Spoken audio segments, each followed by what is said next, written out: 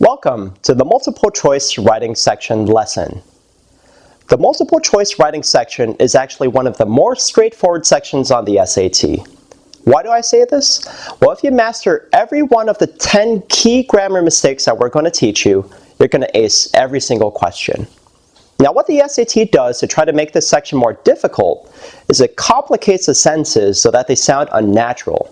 As a result, the grammar mistakes that they're trying to test are a lot less obvious.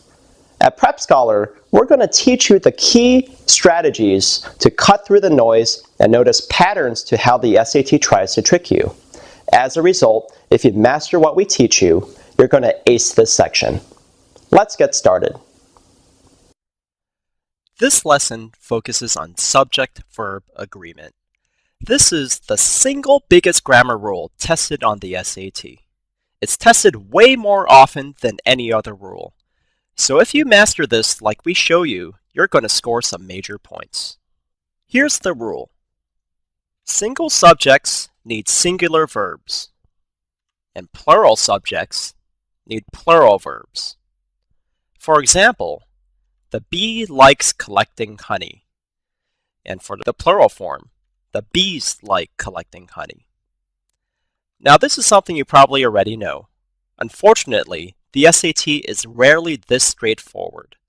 They'll try to confuse you by complicating the sentence, and we're going to show you the two major complications on the SAT.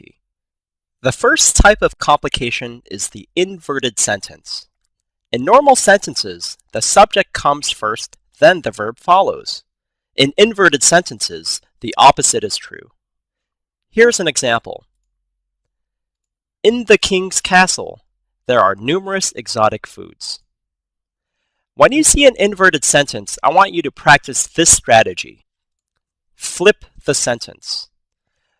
What happens is you flip the sentence so that the subject comes first. Here's what happens when we apply it to this sentence. In the king's castle, numerous exotic foods are there. Why do you do this? It makes the relationship between subject and verb a lot more natural. Here's a harder example that shows the power of this strategy. With the flock of lions run the insane nature lover, ever intent on cataloging the beauty of nature. Here's the problem. If you read this sentence without thinking too hard, lions run sounds like it's right. The problem is, lions isn't the subject, lover is. When the subject follows the verb, their relationship can get confusing, especially when there are a whole bunch of other phrases around. So again, let's flip the sentence. What do we get? The insane nature lover run with the flock of lions, ever intent on cataloging the beauty of nature. Oh, well of course now we see there's a subject-verb agreement error. Run, plural, doesn't agree with the singular lover. But if you didn't flip the sentence, this is way less obvious. That's why flipping the inverted sentence is so powerful on the SAT. So whenever you see an inverted sentence where the subject follows the verb, I want you to flip it in your head, and that will really clarify the subject-verb relationship. The next major complication in subject-verb agreements I call the interrupting phrase. Like an unwelcome guest, this phrase pops up and interrupts your conversation between the subject and the verb. They really confuse the relationship between subject and verb. Here's an example. I'm going to start off with a simple sentence. The mouse and the rat are being ferried across the ocean. Now this is grammatically correct. And it's really easy to see that mouse and the rat are plural, and that are is a plural verb. Now I'm going to change the sentence slightly. The mouse, as well as the rat, is being ferried across the ocean. Suddenly, we go from the plural subject, mouse and the rat, to the singular subject, mouse. When the rat is put in an interrupting phrase like this, in this case a prepositional phrase, it's no longer part of the subject. The mouse is being ferried. Now I can make an extreme case here. The mouse, as well as 15 rats, 5 monkeys and 15 billion grains of rice is being ferried across the ocean. Now that's a lot of stuff being carried across the ocean. But still, we're only talking about the mouse. The rest of the stuff is only along for the ride as far as the sentence is concerned. So how do you deal with this? Here's our next strategy. Cross out the phrase.